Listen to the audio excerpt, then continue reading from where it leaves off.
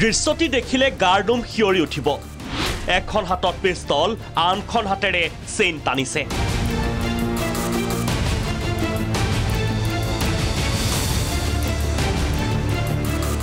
শিহৰণকাৰী দৃশ্য বন্দী হ'ল চিচিটিভি কেমেৰাত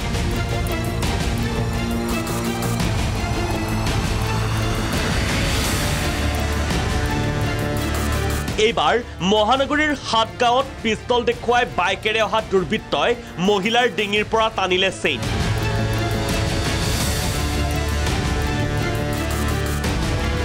প্ৰথমে চাওক এই চাঞ্চল্যকৰ চিচিটিভিৰ ভিজুৱেল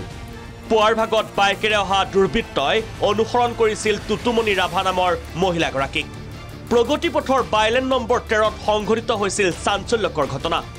বাইকত বহি আছিল এজন দুৰ্বৃত্ত এজনে নামি আহি পিছে পিছে গৈছিল মহিলাগৰাকীৰ এখন হাতত পিস্তল দেখুৱাই আনখনেৰে মহিলাৰ ডিঙিৰ পৰা টানিছে চেইন আৰু তাৰ পিছত দৌৰি পালচাৰ বাইকত উঠি পলায়ন দুৰ্বৃত্তৰ স্থানীয় লোক ওলাই আহিল যদিও দুৰ্বৃত্ত পলাই পত্ৰং দিলে অন্নপ্ৰসন্ন খাই মানে মই ৰাতিপুৱা আহি আছো আৰু আহি থাকোতে মই বাইলনত খুমালো মাত্ৰ খুমোৱাৰ লগে লগে মানে দুজন ল'ৰা মোৰ বাইকত পিছে পিছে আহি আছে কিন্তু মই ল'ৰাকেইটাক অলৰেডি মই দেখা পাইছোঁ মই সিহঁতক কিন্তু ফুল হেলমেট পিন্ধা আছিলে তাৰপিছত আৰু মই ভাবিছোঁ আমাৰ বাইলনৰে কোনোবা মানুহ আহিছে নেকি আগে পিছে তেনেকুৱা আহি থাকে মোৰ পিছে পিছে এজন আহিছে আৰু এজন বাইকত আছে তাৰপিছত আধা বাট পোৱাৰ লগে লগে মানে ভিডিঅ' ফুটেজতহে আমি দেখিলোঁ যে মানে পকেটৰ পৰা যে সেই আৰ্মছটো ওলাইছে পিষ্টল ওলাইছে তাৰপিছত পকেটৰ পৰা যেতিয়া পিষ্টলটো ওলাইছে মই তেতিয়া মোক এনেকৈ আহি মই ভাবিছোঁ ফ্ৰণ্টৰ মানে বাইদেউ ঘৰত আহিছে চাগে ল'ৰা দুজন তাতে সিহঁতৰ সন্মুখতে মানে বাইকখন ঘূৰালে তাৰপিছত মই আৰু মানে অকণ বাটটো অলপ এৰি দিলোঁ যাবৰ কাৰণে তেতিয়া এৰি দিয়াৰ লগে লগে তেওঁ মোক একদম মানে বুকত ধৰিছে চেনটো দিবিনে নিদিওঁ ক চেনটো দিবিনে নিদিওঁ পিষ্টলটো দেখুৱাই পেলাই তেতিয়া আৰু মই মানে অলপ মানে ভয়ো লাগি গ'ল পিষ্টলটো দেখা পাই যদি পিষ্টলটো নাথাকিলে মই তাক ধৰিব পাৰিলোঁ হয় কিন্তু এজনে বাইক ষ্টাৰ্ট দি আছিলে বাইকখন আগত গৈ তাৰপিছত এই কাঢ়ি পেলাই লৈ মোৰ মানে হেৰি আছিলে লকেটটো পৰি গ'ল বাইদেউটো কেমেৰাটো মানে অকণ ওপৰত আছিলে চিচি কেমেৰাটো এতিয়া তলৰখিনি মানে নকৰিলে আৰু তাৰপিছত আৰু তেওঁলোকে ওলাই গুচি গ'ল আৰু হাটগাঁও আৰক্ষীয়ে আৰম্ভ কৰিছে তদন্ত চৰম নিৰাপত্তাহীনতাত মহানগৰবাসী পালচাৰে হ'ব 220 বাইক হ'ব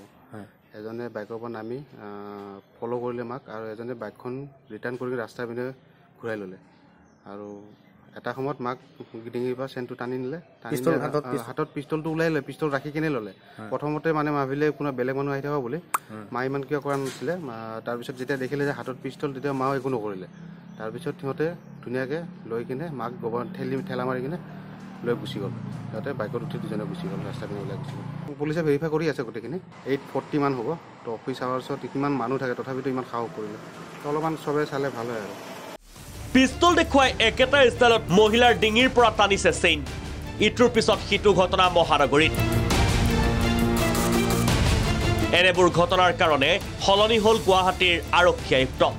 কিন্তু বন্ধ নহ'ল চেইন টনাৰ ঘটনা